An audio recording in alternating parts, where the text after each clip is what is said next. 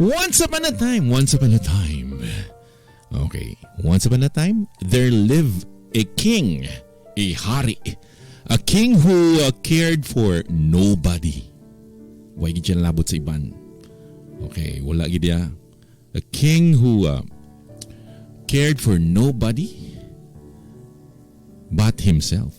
Why siya labot sa iban? Kundi ka-care lang siya sa iyang self. And he had grown rich from the high taxes. Okay, why siya ka-care? Panukot lang siya nga panukot. Okay, so nagmanggarano na gid siya because kataas kadako sang balayran sa taxes. He had forced his people to pay. Pero sa hanay mo, forcing the people to pay. So while they had become poorer and poorer and poorer and poorer.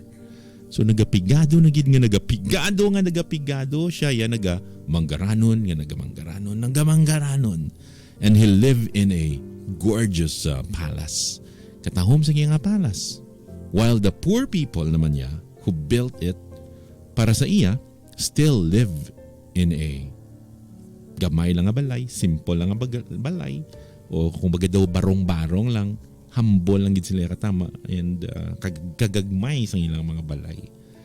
And the king's table was always, kung tanawon ka, magkadto ka sa palace, the king's tables was always puno sang mga namit-namit nga mapagkaon. Okay, hip with delicious foods, while most of his people naman niya had only one plain meal. Simple lang gid nga meal yang iyang mga tao sa iyang kingdom. Okay, pero ang iya yang lamisa puno sang kanmit-namit nga mapagkaon. Pero mga tao mayara lang sila one meal, simple lang a day. And sometimes not even that, hindi lang na. Why nagid kis agani kanon? But the heartless king did not care. Why sila care? Why sila kalabot-labot? They did not care. Why siya, kumbaga, he doesn't care. Why siya labot sa kung nagutman ka mo ya? Kung anumang matabo sa inyo, importante ya may pagkaon sa iya. So, ka-heartless gid sa iya. He did not care.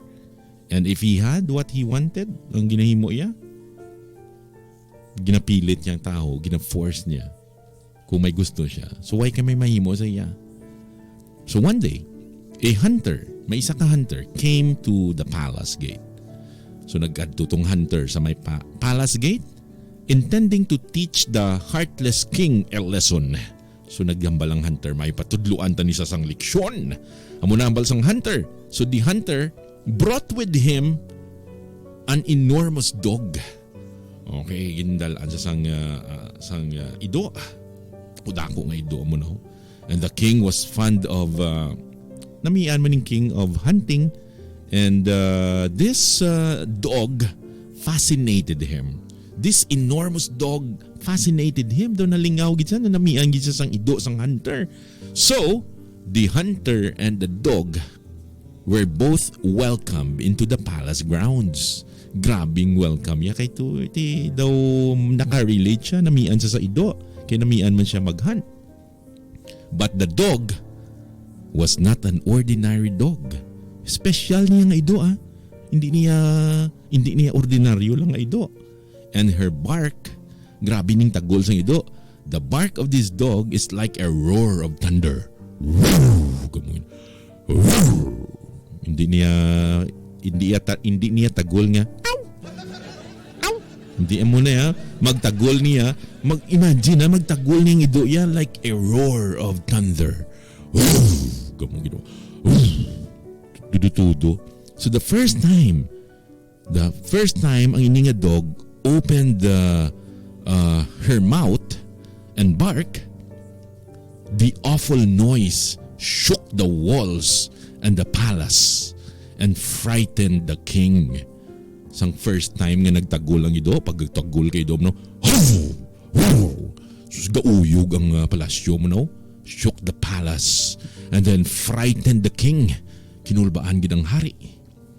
And all his his people, ang mga kawal niya, mga soldiers niya, mga advisors niya, kapalibot siya, kinulbaan. And if the dog had stopped with 1 or 2 barks, the matter might have been forgotten.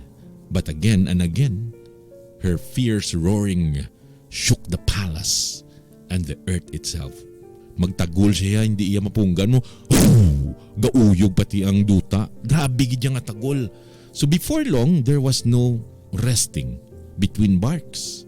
Tagol lang nga tagol. Nobody in the palace could hear themselves talk. Kay tagol na lang mabatian nila mo na oh. So the king was desperate. Kulba, galalain ng king. The king was desperate and sent for the hunter. And he asked, ginpamangkot yung hunter, why does your dog make so much noise? Why does your dog make such a deafening noise? Nga kagahod gid sa ido mo. Hambal sang hunter siya, because my king, the dog is hungry. Nagutom ang ido. And immediately, the king, ginimo ya pagkabalo ya, ay nagutom sa gali. So he immediately ordered that the big, kumbagang dako to nga dog, gaan sa dako man nga bultangan sa pagkaon, full of meat. Kumbaga may mga karne, plate full of meat, dalan tong ido. In almost no time at all, grabe dasil lang, the enormous dog licked the plate clean. Ubos na yun. Kaon din sa ido. Then at once, she began barking again. Pagkaubos siya sa pagkaon nga damo-damo sa plate, sugod naman sa liwat tagol. So the second plate of meat gindala naman was brought. Ginbutangan naman siya liwat. The dog again, kinaon niya naman just as quickly as the first. Grabe, kaon, ubos naman. Again, the dog began barking. Kada ubos, tagol lang nga nakitagol. Imagine na grabe nga disturbo sa king. So over and over and over and over, the plate was filled, and over and over and over, the enormous dog quickly ate the whole plateful, and kada ubos gani began barking naman as loudly as ever. Gatunog na gid nga nagatunog. And then the king was angry. So the king was angry, and he called the hunter and said, "Hunter!" Pantawag ya mo na, nakig ng gitsa mo na, "You and your dog must leave the palace at once. Layas ka mo di! Layas! We cannot endure this deafening noise any longer." Hindi na gid magawan tahon, hindi na gid magawan tahan ng kagahod sa iyang tagol. But the hunter was firm. Grabe ang hunter. Firm ka tama. Why punaw mo ang hunter? Ambalya, "Your Majesty, we have been sent for you by one greater than you." Wayadlo kang hunter sa mo atubang niyang king. Ambala niyang king, "Your Majesty, ging padala kami di sang someone nga greater than you. We are here to stay." So meaning may greater pagidya sa king nga nagpadala to igli sa hunter. And the king was frightened. Imagine pagkabati, yagin padala ka mo di sang greater pagidya sa akon. So kinulbaan ng king, and he grasped the arms of his chair, ang iya trono, and then started samtang nga nagakapyot sa iya nga trono no, ginatulok ya lang ang hunter. Ginatulok ya ang hunter mo no. And then sang gatulok sa hunter, ginahimutara niya gid. The king was hindi siya naanad nga daan to having anyone speak to him in this manner. Na maguwan sa, imagine sino yang nga tao matubang sa iya nga wala ya punaw mo do na maguwan sa first time yang may nagtindog sa tubang yang hindi maasi-asi daw sa kinulbaan gid ang king. So amo nang iya na batyagan. Niya, "Will nothing satisfy the hunger of your enormous dog?" Niya, ano ni hindi niya mabusog ang imo ido. Why niya sang may makabusog sa iya? Munang pamangkot niya sa hunter. "Nothing that is easy for you to give." Ambal sang hunter. "Nothing that is easy for you to give." Niya, "Your Majesty, there are people in this kingdom who are eating all the food and who are not sharing it with those who do the work in the field to make the food grow." Amo na hambal siya nga, Your Majesty, my king, niya kadamo di tao, there are people in this kingdom who are eating all the food and who are not sharing it with those who do not, or with those who do the work in the field to make the food grow. As a result, there are people who are always hungry. May mga ginagutom sa imong kingdom. The dog feels the hunger of every person in this kingdom. Amo na ambal siya sang hunter. The dog feels the hunger of every person in this kingdom who does not have enough food to eat. As long as even one person, ambal sang hunter, as long as even one person is hungry in your kingdom, this dog will be hungry and he will keep barking. Matagol lang ni siya nga matagol. So on hearing the hunter, so sang batian na sang king ang amuning hambal sang hunter, the king was even more frightened. Kumbaga nakulbaan ang gid siya. The king was even more frightened than ever. Kumbaga na frightened na gid ang king. So pagabati ya mo no, the king even more frightened than ever. It had never entered his thought that he had been doing anything wrong. Why siya nakapaminsar nga damo na sa sala nga ginapanghimo? Why ginay nagsulod sa paminsaron niya? And he had thought that the people of his kingdom were simply supposed to always do exactly what he wanted. It had never occurred to him, why ginay nagsulod sa bungog niya, that a king should think of the happiness of anyone except himself. Why ginay nagsulod sa paminsar niya? He was now angry from his head to his feet, inside and out. So grabe nang akig sa iyang nga lawas. Either he would go mad hearing the padayon nga tagol sang ido, continuous barking of that enormous dog, or something would have to be done. So duwa lang yung pilian niya. It's either mapadayon ang tagol sang ido nga malalain sa nga hindi na siya katulog kay mapadayon ang tagol sang ido, or something would have to be done, and that something kinanglan ubrahon niya gid as soon as possible. So he called his wise advisors. Yung tawag yang wise yang advisor together with the other advisors pagid, and said, "What shall I do?" Namangkot sa iya advisors. Ano imuunta? What will I do? So the wise ones bowed their heads. Ang pinakaalam gid nga advisor bowed and then walked off to think over the question together. And naminsar sila mo no, nagplan sila. Nagplano sila kung anong ma-advise nila. And nag-try gid sila hard nga makakam up sang solution. And then the advisor could see only two possible solutions. Either the enormous dog must be killed, or every hungry person in the kingdom must be fed. Duwa lang gid ang solusyon nga napaminsaran nila. It's either patyon ang ido, or pakauno nila ang mga tao sa kingdom, tanan-tanan. So no one was willing to kill the dog. Why sang may mapresentar nga mapatay sa ido? No one was willing to kill the dog. So that means that there was only one thing left to do. Kitiway man may ma-volunteer nga mapatay sa ido. So ang isa na lang ka-option bilin. Everybody in the kingdom must somehow be fed. Kinanglan ng mga tao sa iya nga sinakpan sa kingdom niya. Kinanglan pa kaunon, dapat wala na sang may magutom. And then the wise advisor were very clear again in their minds about it. So they returned to the king. Ginambalan na nilang king, nag-decide na sila and told him ginambalan that amuning dapat himuon. So they had to of course feed the people sa may kingdom, because ang enormous dog will still barking kung magutom ang mga tao. And the king hesitated no longer. Why na siya nagkuan niya? Why na siya paminsar pa nga hindi? Why na siya approve na lang din without thinking? So hambalya, put all the servants on the palace grounds to work at once, he commanded. Go to the storerooms and get all the bags of rice you can find. Pangwaan nyo na tong mga rice. Sinakos ang rice, pagwa nyo na.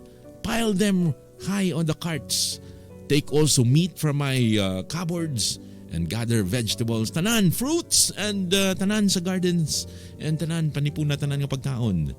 Send servants out with these loaded carts into the towns and villages in my kingdom. Padala nyo ni mga pagkaon. Amo na, command the servants to find all the people who are hungry. Pangitaon gid kung sino nagutom sa akong kingdom. Give them generously of these foods and keep on giving food.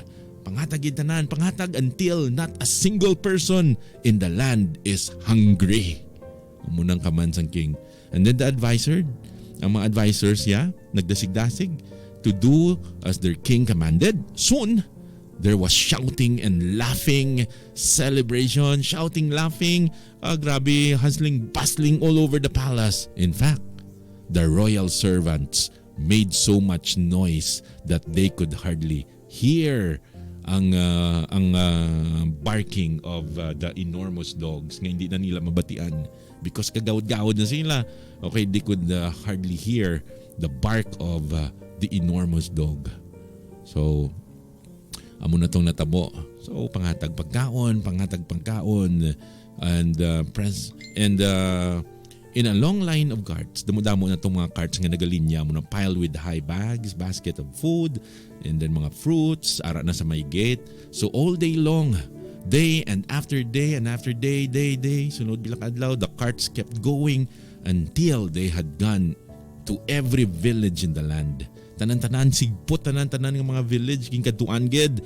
Hasta nga ginpangatagan gid tanan, ginpangatagan sa pagkaon, every house where somebody was hungry. At last, nabusog ng tanan. So, at the last day na came when the enormous dog really stopped barking. Naguntat na tagol ang ito and lay down quietly. Naghigda lang nagtulog. And beside the king's chair, arang ido nagapahunay-hunay. And the dog was satisfied. Kaya tiway na may nagutom sa kingdom. The dog was satisfied.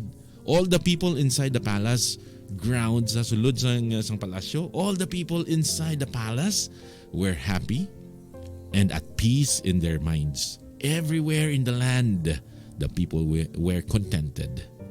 And for the next few years, this enormous dog stayed by the king's side ara lang sa tupad sang hari.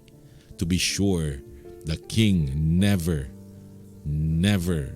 reverted to his old ways. Sigin sigurado man, naniguro man ang ido. Gin make sure man nga, ang ido nagtupad sa iya. Kay wais mga ido naging sigurado man ka ido, nga ang king hindi magbalik sa iyang default sa iya old nga pamatasan. So a few times the dog barked. So nagatagol man kung kisa ang ido. To remind the king about justice. Kisa-kisa agatagol man mo no? Suga ka remind ang hari sang hustisya. And each time the king remembered the important lessons he had learned. Kada tagol amo na uga kadumduman niya. And finally, the dog was convinced the king truly understood the meaning of justice. So one morning, the dog simply got up, walked out of the palace, and went to bark for justice in a new land. And wailan ta kabalo, ang ido base ara na sa aton mga panimalay gagahod tagol. Or maybe ara na sa inyo nga mga opisina or sa inyong mga workplace ang gahod nga ido.